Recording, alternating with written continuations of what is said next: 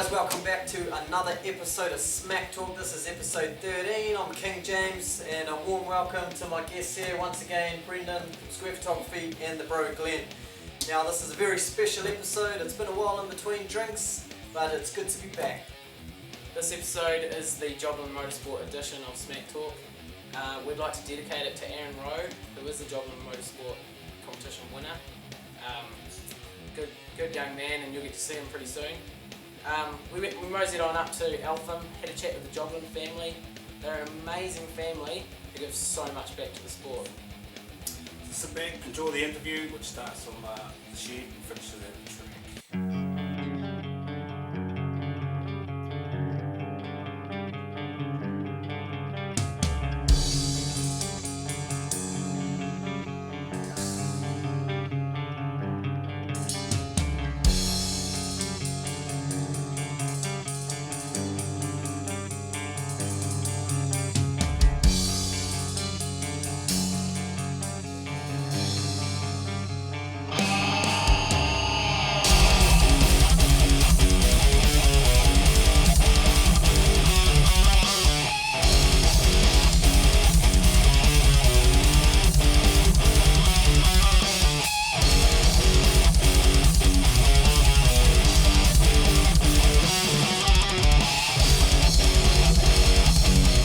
Right, we're here with Joblin Motorsport. Thank you for having us all here. It's very good of you guys to have us here and do this interview for us. We'll start with you, Russell. You started racing in 1981. It's just a few years ago now. This whole empire, Joblin Motorsport, started with you. How did you get into speedway? It all started mostly a few years prior to that.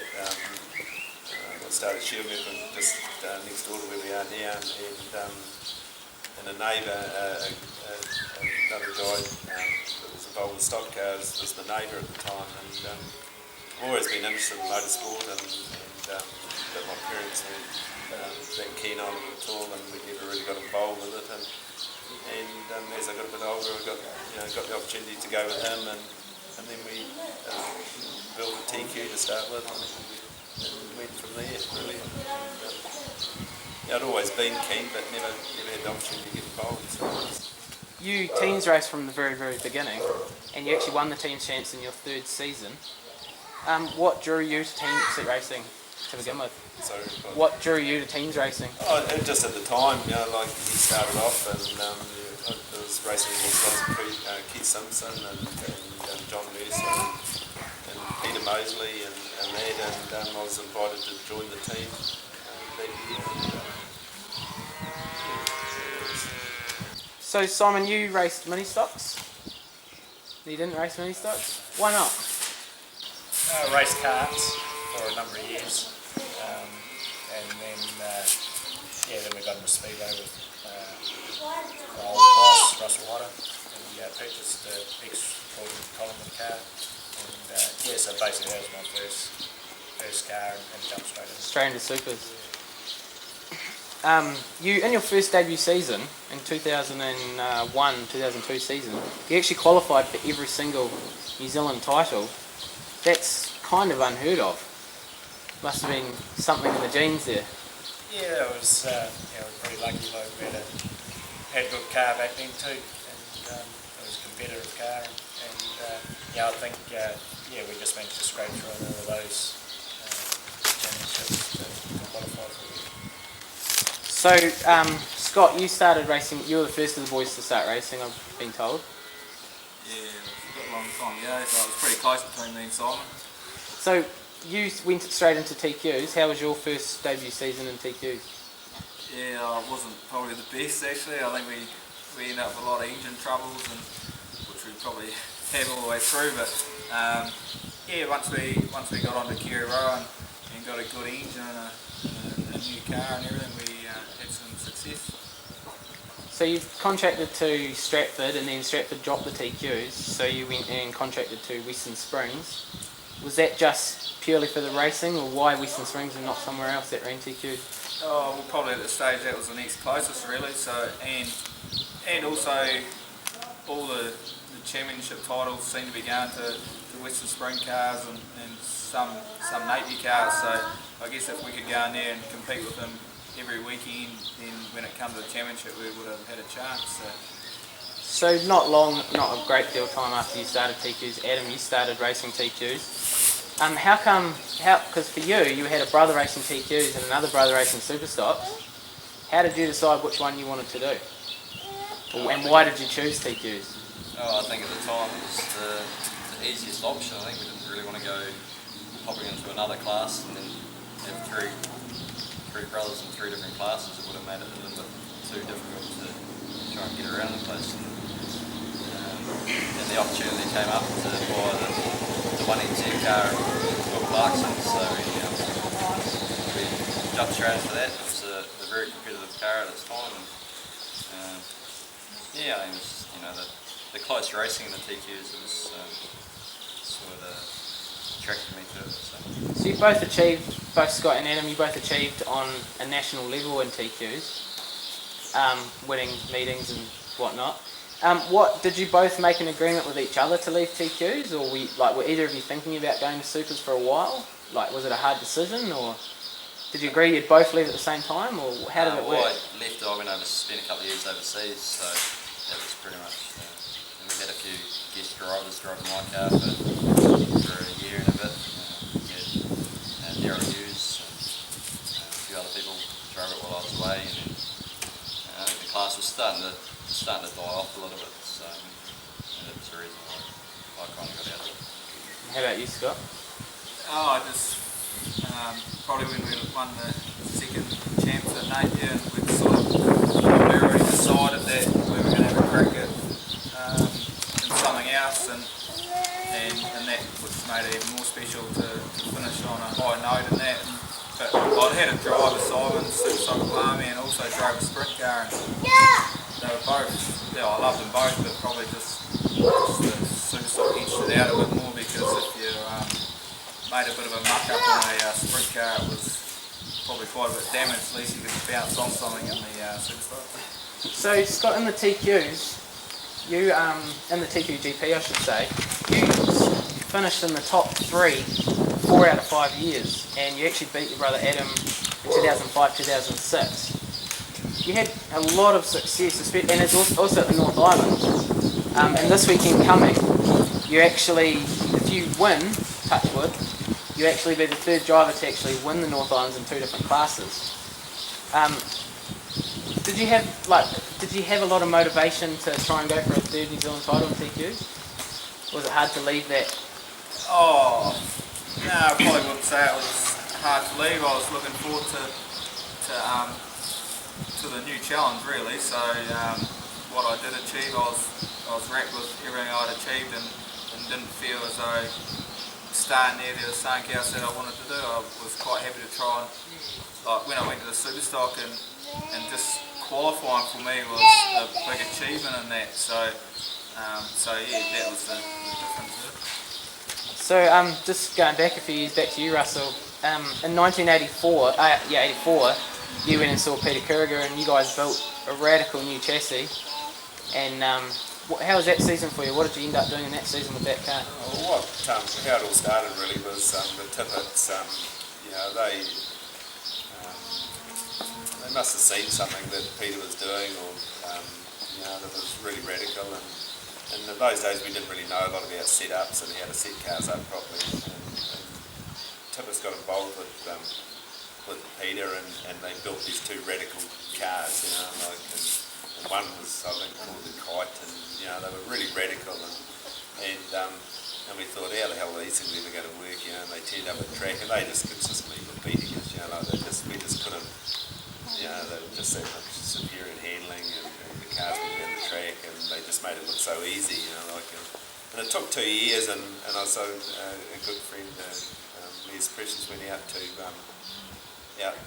Peter Kuriger and said to him, what have we got to do to beat these Tippets? What have we got to build? And he just said, well, you need an aluminium engine, you need an open tube quick change diff, and I'll do the rest, that sort of thing. So, and everybody at the time poo-hooed the idea, because they thought, that engine won't stay there, it'll fall out, it'll break, and because the aluminium. And Peter was adamant that it was never going to happen, and so that was fine. And we, we went along. We didn't know any better, and we went along with him. And right from day dot, the car was. We put a standard rotor engine in it. We could practice, and it was the quickest thing out there, that sort of thing. Because that car you won in the very next year, you won the New Zealand Champs. The second. Sorry, in the 85, 86, you won the New Zealand Champs in that same car. Yeah.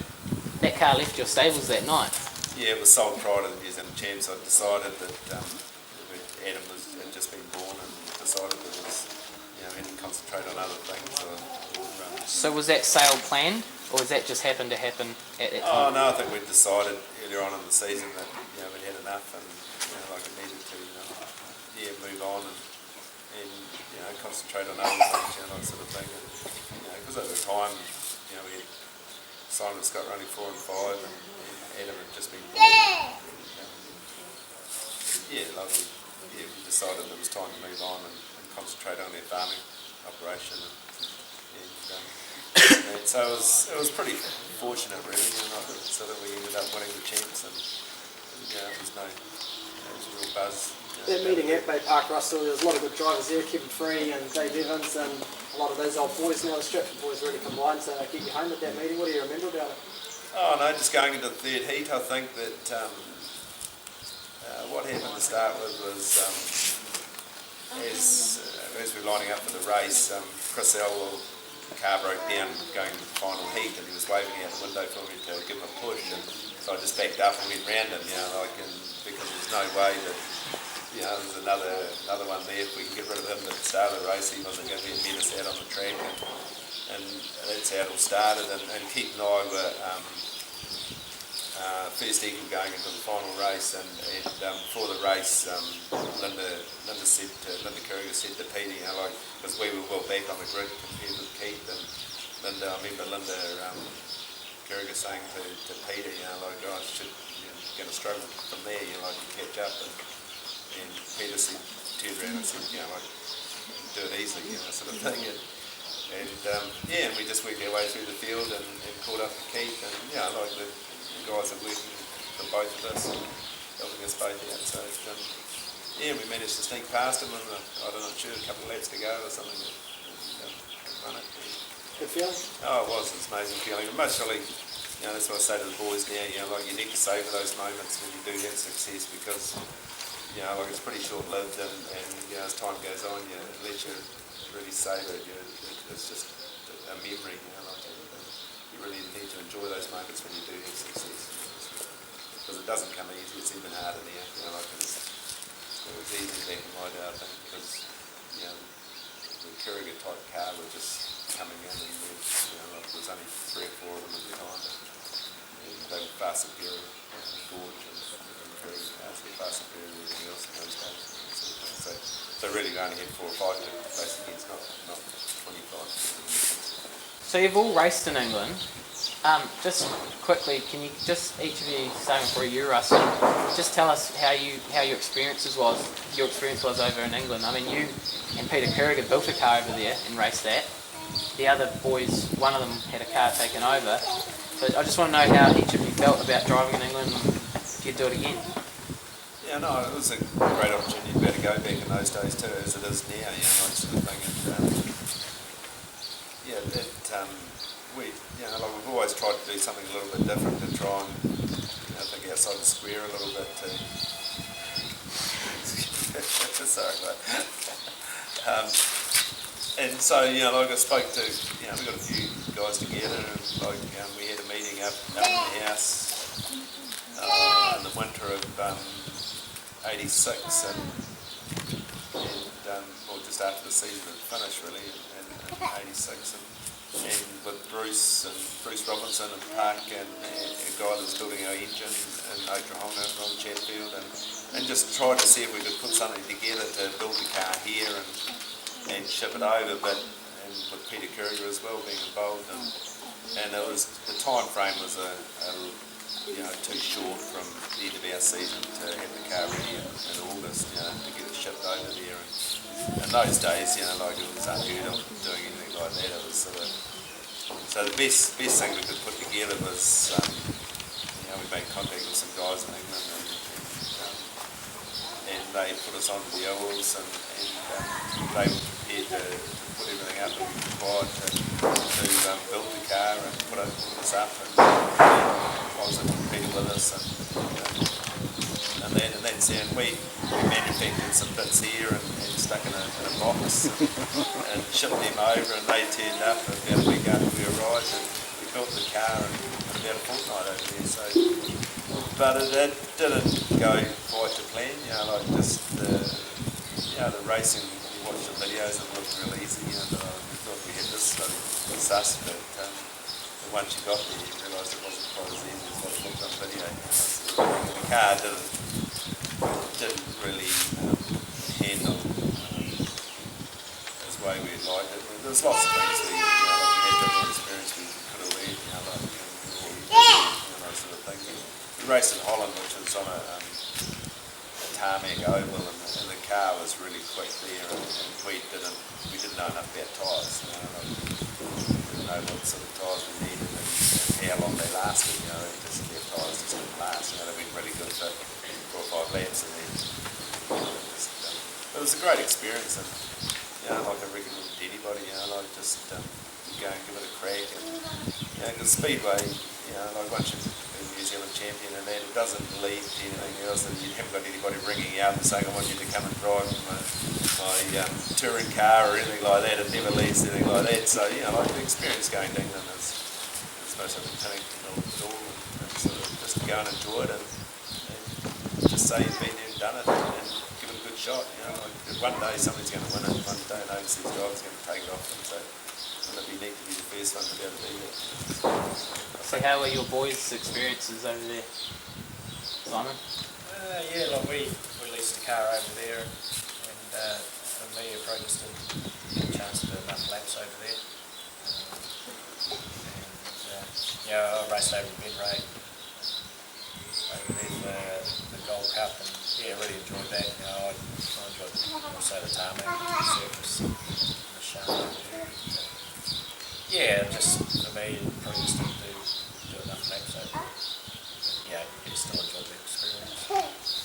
And Adam, you met with Scott when he won the World 240s. How was that for you? I was lucky enough with got quite a close relationship with Rob Harrod over in England, and he's retired now.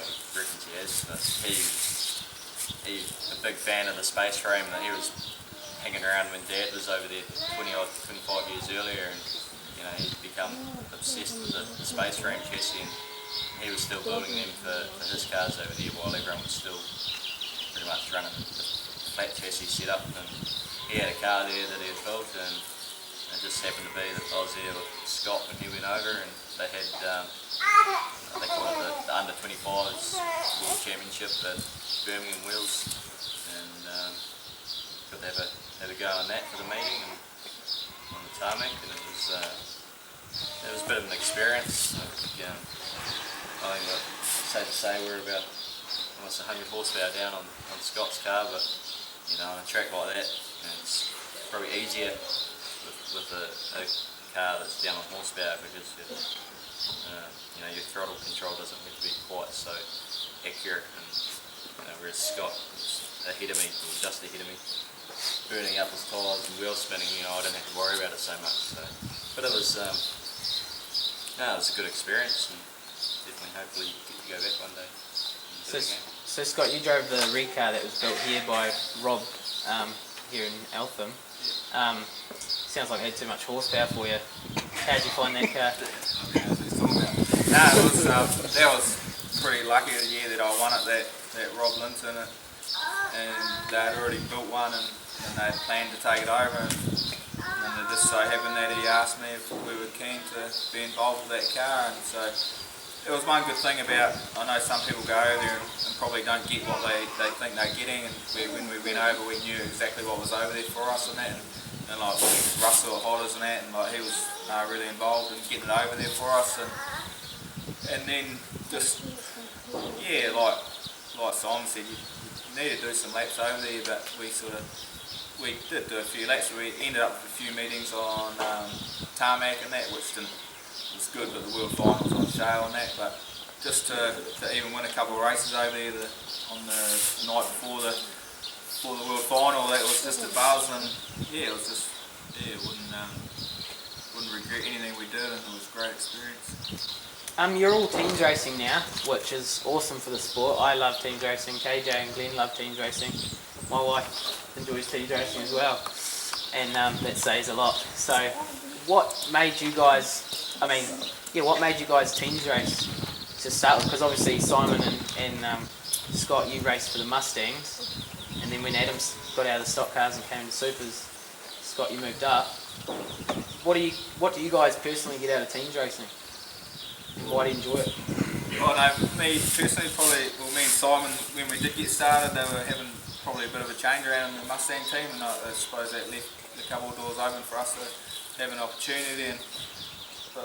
And then once I got asked by Gary for the Panthers, it was like, I remember used to go in there as a kid and sitting there watching the teams most years would go down, and you just used to think how great the Panthers and that were, and to actually get the opportunity, like it's probably like a kid watching the All Blacks and finally making it to the All Blacks. It sort of felt like that to me, just getting to race with those guys that have been in it for so long and had so much success, and to be part of their team, it's been pretty special for me actually.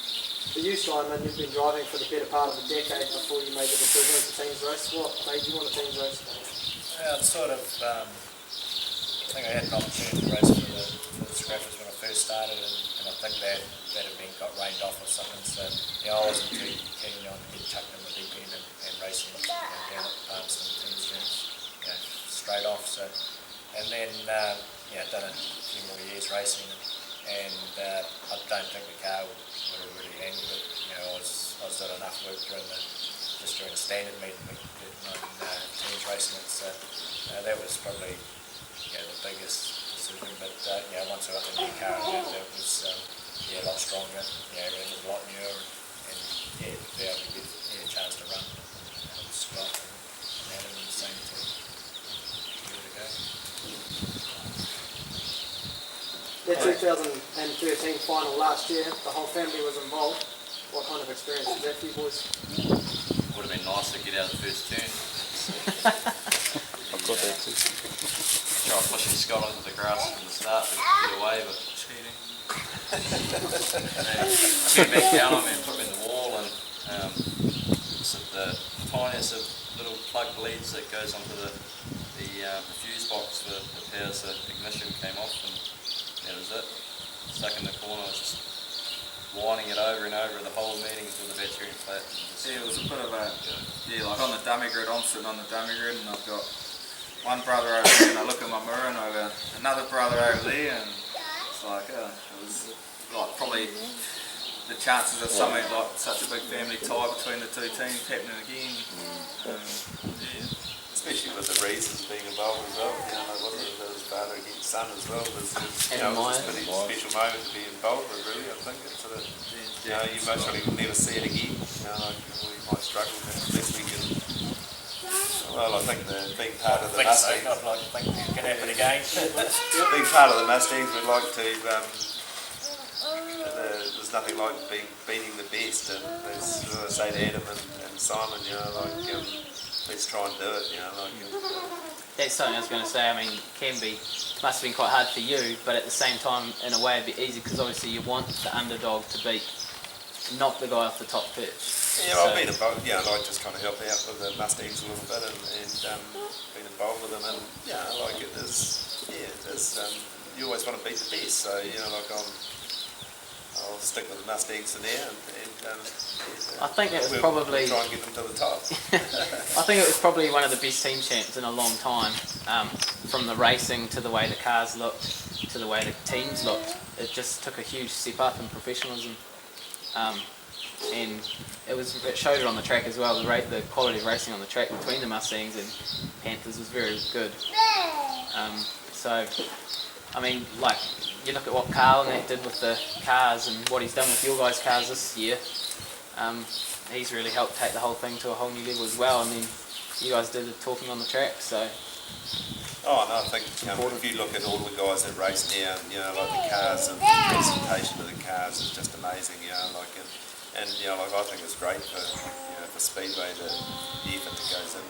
Well, people don't realise, I don't think, the amount of effort that drivers do put into preparing their cars week in and week out, like to be able to go and race and put on a show for people. And it's a credit to all the drivers, I think, that the way that everybody's lifted their game, and like, and it's only going to attract more and more people through the gates. Like the better we can present, the cars and the teams and that, it makes it more professional, and hopefully that we can attract better sponsors and bring more money to the sport.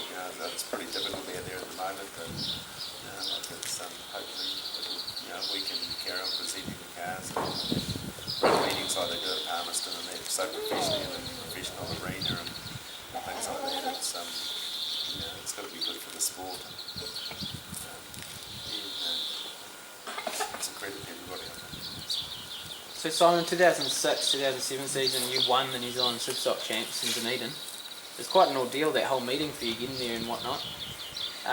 After having all the issues with your vehicle getting down, how did you feel winning that New Zealand title by 1 point from Peter Rees? Yeah, sort of the weekend didn't start off that well.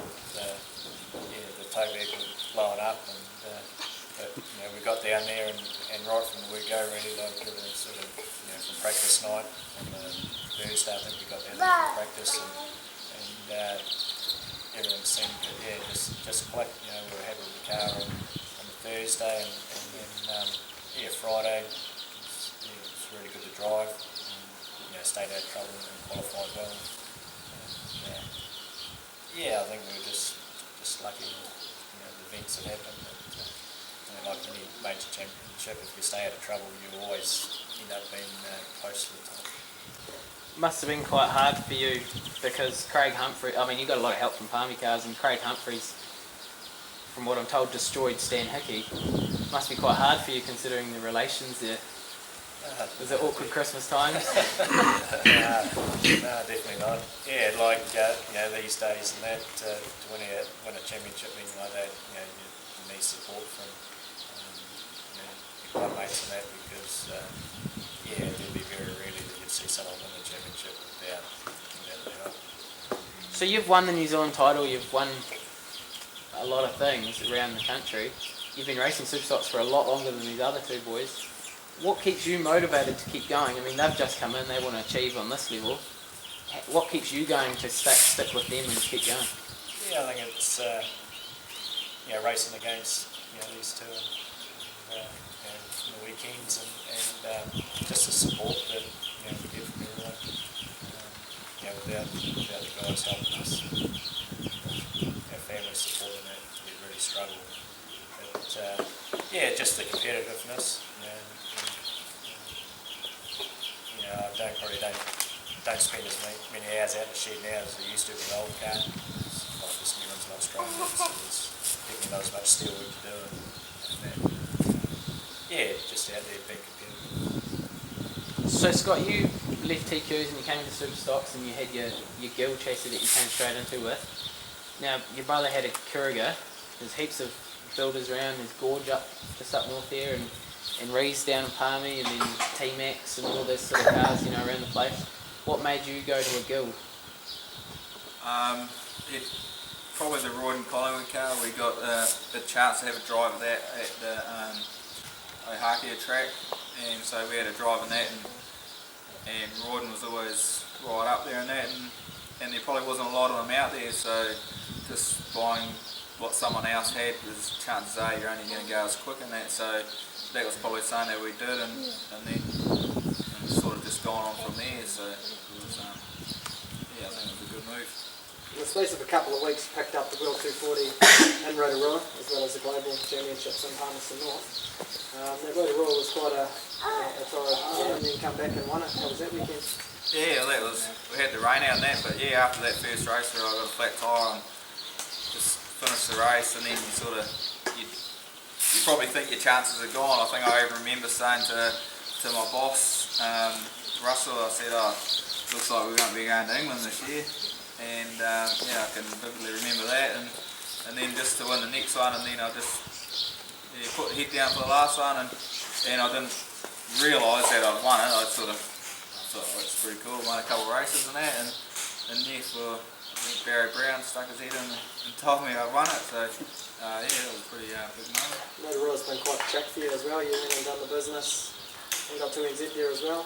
Yeah, no, I think we had a pretty good year, and then yeah, the car was definitely good at Rotorua, and yeah, I guess it come down to that carnage in the last one, and it was Palmy on Nelson, and I think got put in the wall, and I thought by the time I got out there, I thought there's my chances, but just carried on going, and yeah, so, and then that run off with Peter Rees is probably the last person you want to run off with, and Twice. twice I think. But yeah, no, that was a special weekend as well. So what's next for Joblin Motorsport? I mean, you got 3 super stocks, best looking cars in the country. You got a huge crew, real dedicated crew. Where do you go from here? Car for the wise, perhaps? Oh no, over the next couple of years, I've got lots of concerns of where the Speedway, the controlling body of Speedway is heading. I think we need to move ahead. Times have changed, and there's lots of things that I'd like to see change in the governing body and how it's run. Whether I can, I've got the time to, much I've got more time now, I can make time, to get a more involved in the administration side of it all, and just a few different ideas, we'll just see what happens over the next couple of years, and where we go with that. I just think it's time for a change, and just all the bureaucracy that goes on there, we've got to simplify things for the competitors and for the administration, and put, even putting funding into, you see drivers get hurt. I read something that was quite sad on the boards there a while ago that a guy got hurt and like he'd lost his house and his marriage had split up because he had no job, he'd lost his job and things like that, and he said the only time he heard from Speedway and Z was they came down and give him a 2-week ban, that he couldn't race, and never heard from him since. We need to look after our drivers a bit more than that, I think, and I don't know how we do it, but we need to have a fund there or something that's available for these people and give them support, just don't forget about them when they've been hurt and forgotten about, and that's what's happened over years with Speedway. I'd like to sort of see something set up for those people to help them out, help them get through those hard times and things like that, and there's lots of other issues I don't really want to get into, but it's off the road, but yeah, I think it's time for change. We need to move on. And that'll be interesting. See what happens over the next couple of years. And I suppose you can always aim for 1, 2 and 3 in Napier. And you've got to be dreaming. You guys made a trip over to America to learn about engine development. What's the background on that? Like, how come, a lot of people don't even bother with that type of thing. Why was the decision made to go and just learn about your motors and all that sort of thing? Well, it wasn't really like that. We went and stayed, Karen and I went and stayed with Peter and Robert Sloman in LA, and I've been a Ford fanatic for years, when we were looking at a car for Scotland, we'd have a Ford, and Wayne's always been pretty dominant with the Ford engine in his car and that, and I just wanted to do something a little bit different, and so that's why I decided, Ford engines, America was a place of Ford engines, and Peter Sloman was involved with a race with the engine building shop over there, so he's talking to the guys here and I've in London, and it all went from there really, and then we got involved with another engine builder there now, and they do a really good job. There's no good just doing the same as everybody else, it's very difficult, we're trying to be better than the guys, you've got to look for that edge somehow, and it's very difficult now to get that edge, but you've got to be looking at doing different things, not the same as everybody else, because you just go at the same pace as everybody else. So you're still running 3 different engines in the cars, is that right? What's the reasons behind that? Hopefully mine's fast. Just the way it's happened, really. To start with Simon, like his came with a Toyota in it, and like we had a very good engine builder in Kerry Road, which like is a really talented person as far as building engines and that. And it was just a time frame of getting the engines was our problem, most of it with Kerry. But when the need be, he always come to the fore, didn't he? Like he always made it happen for us, like like he's an excellent thinker of how you make engines go good, that sort of thing. And but then, like doing Scott's one was, we wanted to, just that Ford thing. It was a bit of a thing that I had about Ford especially, sort of thing. So we did that and slotted that in there, and then Adam, well, we were tied up with Brent Hislop, sort of they got involved and wanted us to run the engine, and that happened to be a Nissan, so they said we build the car and we'll supply the engine, and then so we run that for a year, and then we had a couple of issues with it at the start of one year, and so we had to find another engine, and so it was still a Nissan. It was the easiest thing to get another Nissan to slot in it and change the brand and engine, sort of thing, to get going again. And then this year, Brian offered us another deal with another Nissan and that, and so I think now they're all sort of up there, like no matter what you use, you only allowed 248 cubic inch, and as long as we've all got the same compression ratio, well,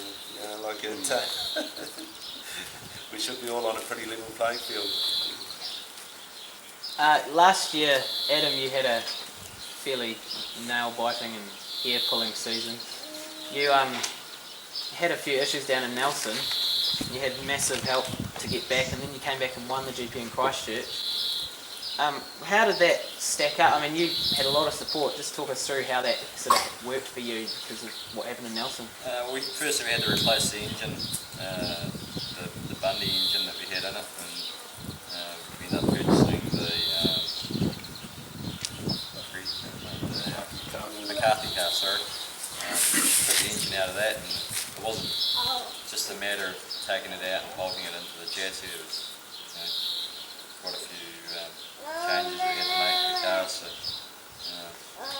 so we got that engine in and had it all dynoed up, and it was all running sweet. And then got down to Nelson,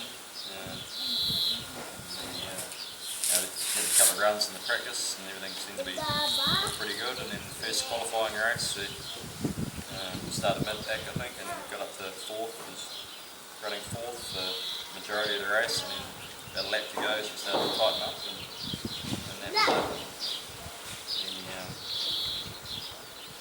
it. We took the engine out on the Saturday morning before the finals, and Peter Reese and his crew were heading back to Palming because they'd already been down there a week or 2 weeks with the New Zealand Stock Car Champs, so they kindly offered to take the engine back to the head shop, Brian Hartley, and they said they could fix it for us, and we found another block to replace that one, and the new block got it back together, and we had some guys coming down on the following Thursday before the Grand Prix. I think the engine turned up about 1 o'clock Thursday afternoon, and we had it fired up by 5, 6 o'clock that night, and then we racing for Friday, Saturday. It was a funny old track, I think, that weekend for Christchurch. Usually it's really driving and such a good track, but it was in the middle of that heat wave, and it was that hot down there. As soon as they put water on it, it just evaporated off. So the track went slick pretty quickly, and it suited my car quite good. When that type of event happens, it really shows in the crew, and when the crew step up and help, and you guys have got a massive crew, and you guys really look after them, and it's a credit to you guys. And you've got to, you can't take them for granted, because without them coming out here during the week, and then on weekends we couldn't physically do it. You know, it's too hard. You can only do so much yourself without the help and support of all your crew and your families and that. I was lucky enough to be a part of your guys' barbecue last night, which was really nice, and it was like, it just shows when the crew turns up with their families and stuff, and you do that sort of thing for them, you can see why they keep coming back to you guys and helping you out, because you really do look after them. Yeah, but they look after us too. It's a two-way thing, and like it is. It's a credit to those guys. Like it's a team effort. Like it's not just one thing that makes the team go good. It's lots of things, and it's a crew especially, and the support we get from Russell Hodder and Hodder Engineering, and other sponsors, Nigel Old and things like that. Like just getting like Brian to be able to rebuild an engine in a short time like that. We can't do it without their support. That sort of thing. We've been fortunate over the years to be able to attract some really good people around us. That sort of thing.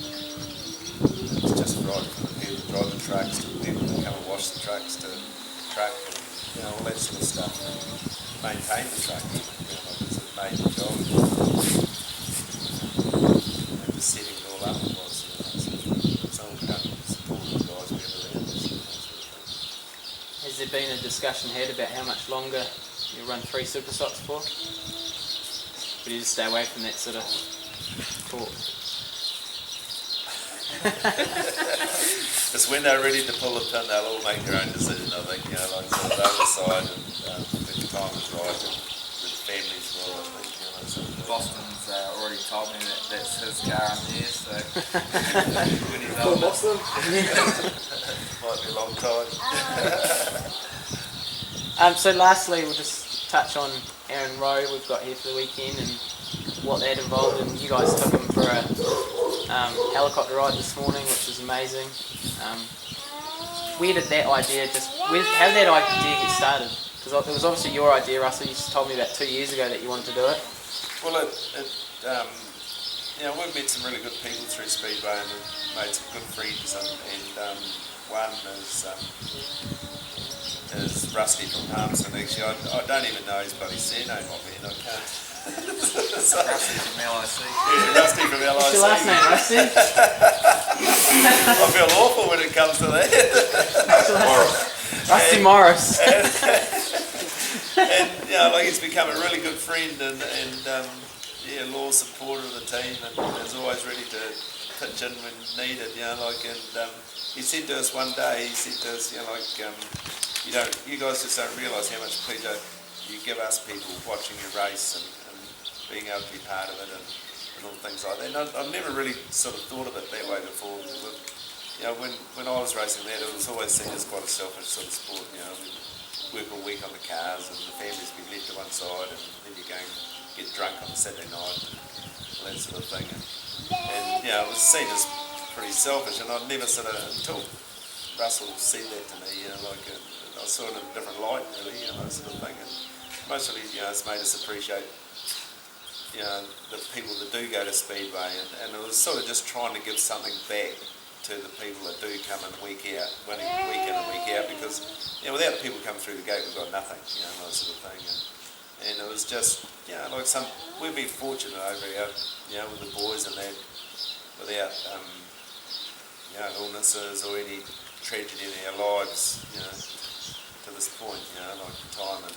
And it was just an idea to give something back to somebody that's going through a bit of a tough time at the moment. And like Aaron's, he's an active 8-year-old that's been diagnosed with cancer, and he's had to have a leg amputated, and like the family going, it's hard work for the family to their commitments and things like that, and just to try and do something for them and give them a bit of a buzz for a weekend to get involved with what we do was, I just thought it was, something that, the support we've, it sort of started off as one thing, and it's sort of with yourself, Brendan, and Simon's wife, Philippa, and that, just putting it all together has been, it's turned out, been a real pleasure to be, have them here this weekend, and just makes us appreciate how lucky we are and that sort of thing. Well, I know Ian and Tina, Ian's here with Aaron, and I know he's loving himself and enjoying himself, and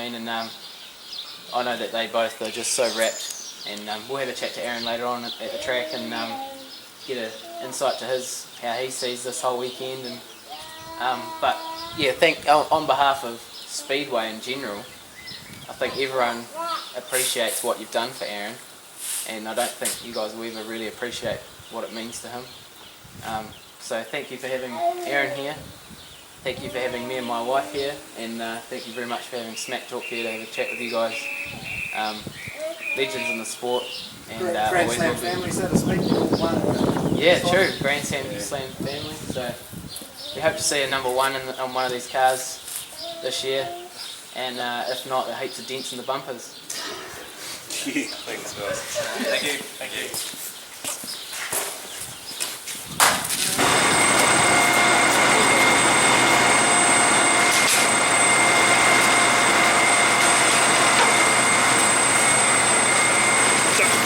We have to watch the cars go. It's coming up.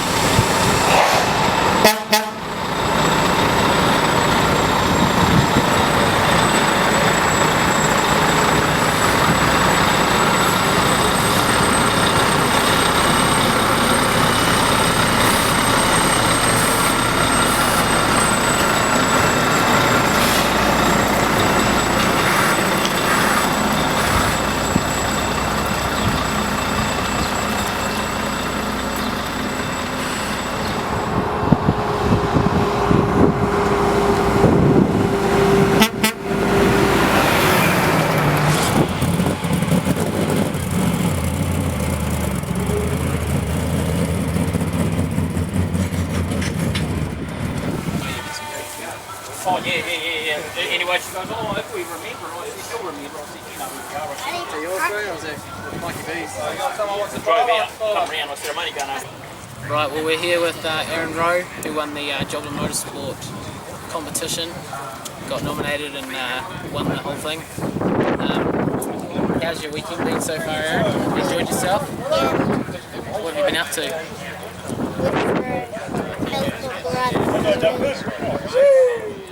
Up the mountain and Been in a helicopter before?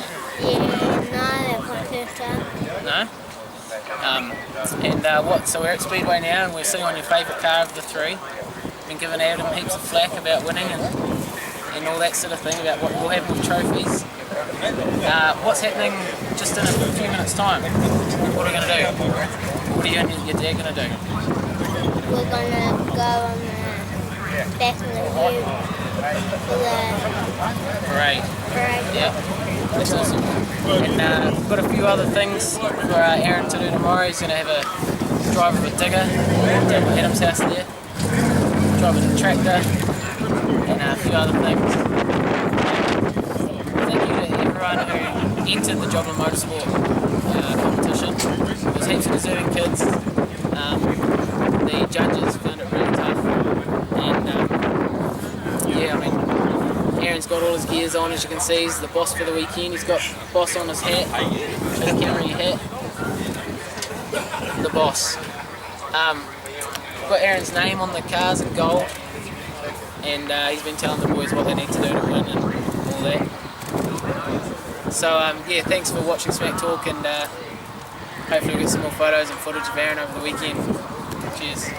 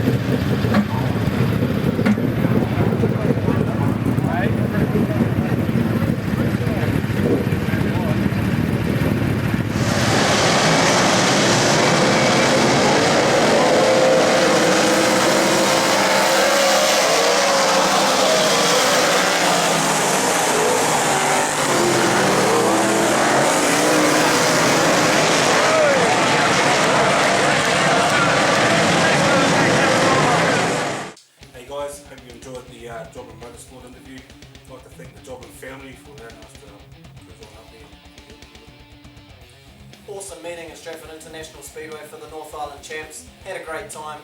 Again, as Glenn said, thanks to the Joblins for opening up their home. They're just an amazing family, and it was really inspirational to meet young Aaron Rowe, and such a strong young man. So as we said in the interview that you're about to see soon, we did do an auction type of raffle thing at teams. We also did do an auction after Auckland teams, which took place after the following interview. At the end, Joblin Motorsport ended up raising $4,527.20 to go towards Michael Alding. So not only are they helping young Aaron Rowe, they're helping out other Speedway people, which is just amazing, and it says a lot about their family. It's phenomenal, and just on another note too, just spoke with Nick Beasley today, who gave us the word on Michael Alding, who's making a speedy recovery, in good spirits, and trying to get a drive around drift karts as we speak. So there was many people that helped us out with the Aaron Rowe competition, and their names will be in the credits after this. If you can, help out those people, because they're the people giving back to Speedway. I'd just like to point out Nigel and Annette. Nigel's part of the Joblin crew, a huge part of it, and has helped for years. They own Stratford Automotive Centre, and they actually paid for the entire Rowe family to get into Stratford Speedway and watch the whole meeting. Huge effort, and while they didn't ask for any credit, they're getting it anyway, so tough titties. It was awesome, and Russell and the family, they showed amazing hospitality, and if you're ever at a track and Joblins are there, go talk to them. They will always give you the time of day. Amazing family. Enjoy the interview coming up. Cheers for watching. Peter Rees, great to see you're allowed to go racing tonight. Right, we're here with Adam Joblin, just having a catch up. So since we last spoke, you've had the World 240s, the GP, 248, you finished off in the North Islands. How did the, for starters, how did the 240s go for you? Yeah, we had a pretty solid night qualifying and managed to get through pretty comfortably. First finals heat, had one of those dream runs from the back and got up to third, and race two, we had a front grid and managed to start the front as well. I think another third, so I think we're leading on points going into the last one, and then we started 17 and got up through the grid. I think we got up to third place with a lap to go. History will say that I didn't make it past that last lap, so I got planted up the wall. But it's the nature of the beast, and you've got to expect that in the sport we do. So. Yeah. Unlucky, but I guess that's racing. Yeah, it is. You can't dwell on it. You wouldn't do the sport if you didn't expect to get taken out like that. So jumping forward to the GP, you were the defending champ, which you won in Christchurch last year. You had probably your best run this year at that meeting. Was that a tough track, or how did you find it? It was pretty tough. Like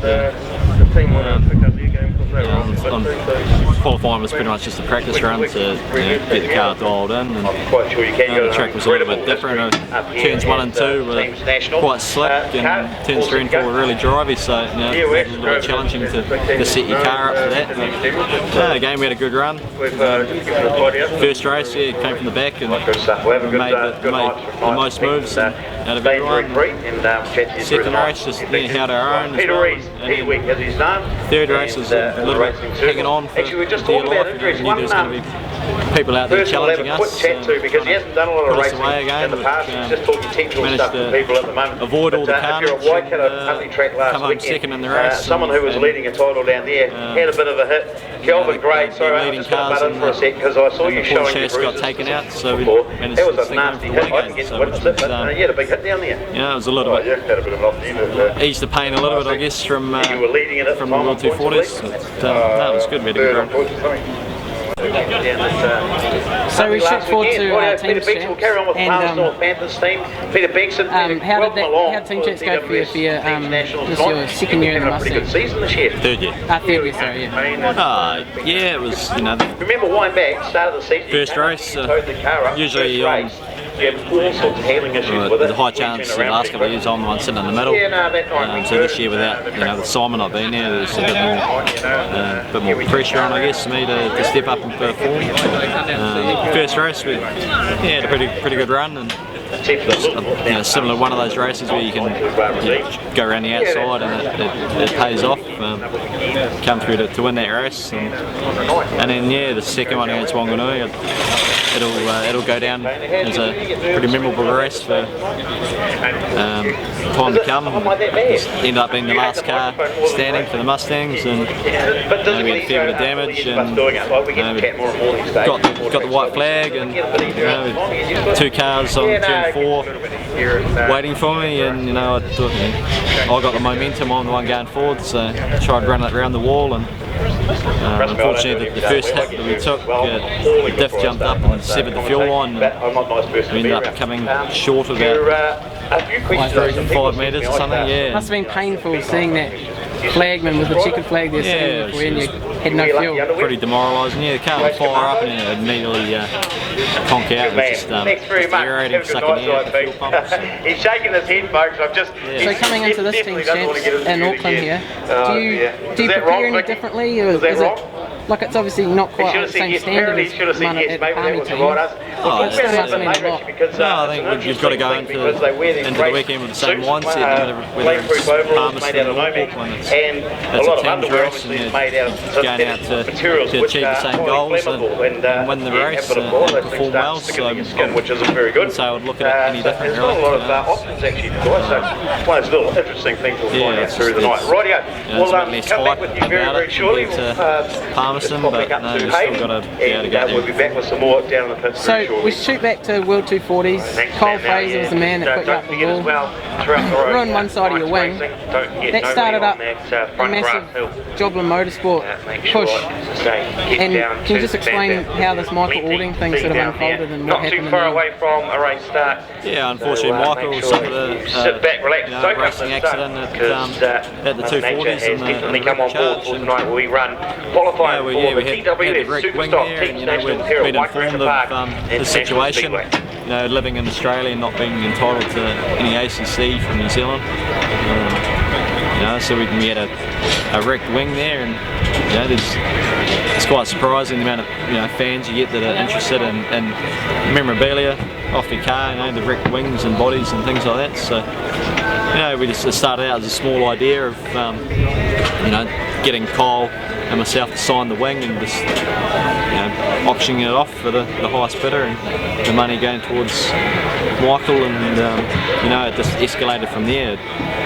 Kyle Fraser got on board and got a signed photograph of the incident, and then it was overwhelming the amount of support that we had from the general speedway families around there, and it was just oodles and oodles of prizes that people had donated, and in the end I think we had to politely decline because there had to be a point where we had to stop it, and